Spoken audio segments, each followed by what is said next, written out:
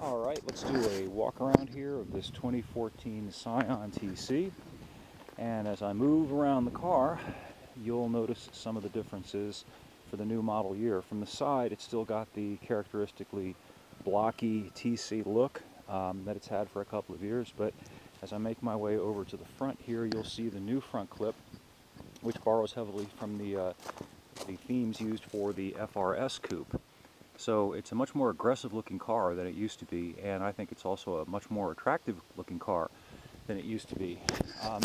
In my review, which is up at epautos.com, I contrast the TC with the FRS2 from a functional point of view. Even though this car is front-wheel drive based, and of course the FRS is rear-wheel drive based, in a lot of ways they're actually pretty similar cars. They've both got pretty punchy four-cylinder engines. The engine in the FRS is a little smaller and a little more powerful. It's 2 liters. And 200 horsepower, whereas in this car it's 2.5 liters and 179 horsepower, but they're both 4-seater coupes. They both have 6-speed transmissions, both manual and automatic, and in this case for the TC for 2014 the optional automatic now has rev matching downshifts. The big difference though is not functional, it's financial. This car's a lot more expensive, about $5,000 less to start than the FRS, and because it's just a little old Scion TC, probably the cost to insure this thing is going to be a whole lot less than the FRS, and that can be a big deal, especially if you're under 30. This car also has a whole lot of potential. Let me point out some of the things I'm talking about. Scion offers a bunch of factory-engineered, ready-to-go bolt-on parts to enhance the performance, the looks, of this car. Other cars you can get aftermarket equipment, but not factory engineered and certainly not factory warranted.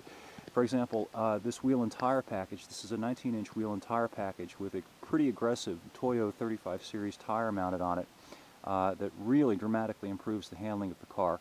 Unfortunately, my test car here doesn't have the TRD brakes, which it could use. The factory brakes, they're okay, they're not fantastic. I strongly recommend the brakes. But the neat thing is you can order this stuff as either factory installed or over the counter from the dealer, and you can have the dealer install it, or if you want to, you can install it yourself. This car has the TRD exhaust, which is really nice and raspy. I'm going to fire the car up here for you so that you can hear it. Bear with me a minute. Sometimes I need a helper to do some of this stuff for me. Oh, also notice, physical key, which I dig. Not a push button, physical key. Alright, here we go. Listen to this.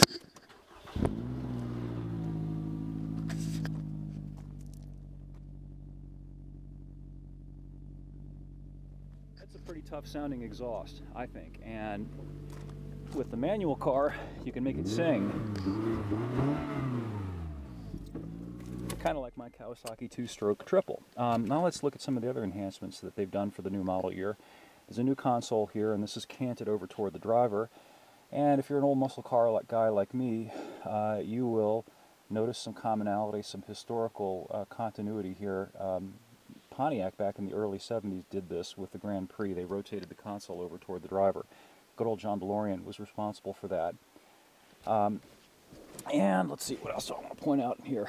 Yeah, the gauge cluster's been revised a little bit, but otherwise it's more or less the same. I like these nice big rotary buttons that you can just get to and you don't have to look at them. Everything's pretty much in its place. This car, of course, has the automatic, and you might recognize this. This looks like they pretty much took the parts from the original IS300 Lexus, which is fine by me. I always thought that was a good-looking design. Big buttons over here for the audio controls. This car has the optional GPS system with the touchscreen display, but all the models have the touchscreen display, which is nice. That comes standard in all the trims.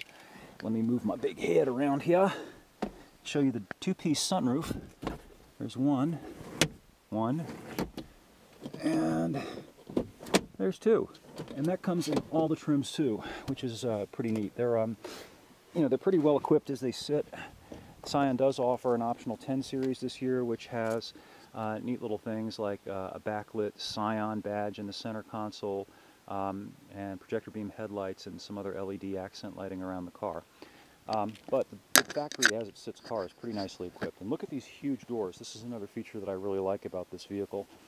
Even though it's a coupe and it's a pretty small coupe, you've got these huge doors, and the huge door opens pretty wide, so it really makes getting into and out of the car easy. And the back seat, you know, it's not a Mercedes S-Class or anything, but it's serviceable, and it's considerably more roomy back here than it is in a lot of its direct competitors, you know, leaving aside the FRS, which has a hopeless back seat. This is a lot more roomy back seat by about 5 inches than the Hyundai Veloster, which is a direct cross shop. And of course it is a hatchback, which I dig. I like hatchbacks. You may like them or not like them, but I really like the fact that, you know, you've got this big wide opening hatchback and you can drop these seats back, and you know, makes it actually quite adept at carrying stuff. So it's both practical and it's fun. Let's have a quick look under the hood too. There's something else that I wanted to show you about this car that I picked up on that I think is pretty cool.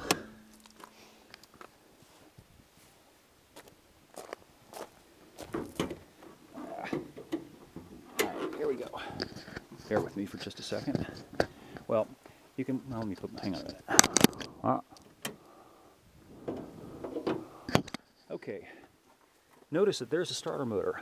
I really appreciate the fact that it's really accessible. You know, you could just take the battery out, take the airbox cover out, and down the road, if you ever have to put a new starter on this thing, you're not going to have to get under the car and get on your back. There it is, 2 bolts, 1 bolt, 2 bolt, take it off, replace it.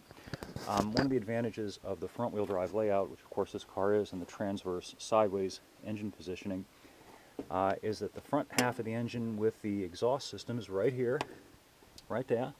And very easy to, if you wanted to put it on an aftermarket headers, aftermarket exhaust system to go with the TRD pipe and muffler and tail tip. Very easy to do. Alternators right there, also very easy to get to. Serpentine belt, tensioner, and everything else is pretty easy to get to. So it seems as though Scion Toyota made some conscious effort to make this car pretty easy both to service and to modify. And I think that's pretty much it. The rest is up at the on the website at epautos.com, where you can read the review and hopefully leave your comments, pro or con, and we'll catch up with you next time.